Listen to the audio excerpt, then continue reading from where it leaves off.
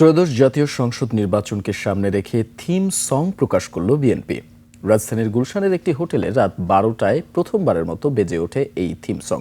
উদ্বোধনের আয়োজনে বিএনপির কেন্দ্রীয় নির্বাচন পরিচালনা কমিটির সদস্য সচিব এবং দলের সিনিয়র যুগ্ম মহাসচিব রুহুল কবির রিজভী বলেন, ভোটারদেরকে ভুলিয়ে দেয়া হয়েছিল ধানের শীষ প্রতীক। এটি শুধু প্রতীক নয়, দেশের মানুষ ও সার্বভৌমত্বের প্রতীক।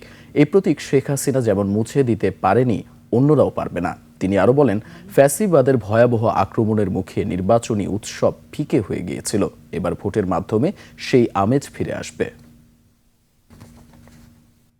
শুভ উদ্বোধন ঘোষণা করছি।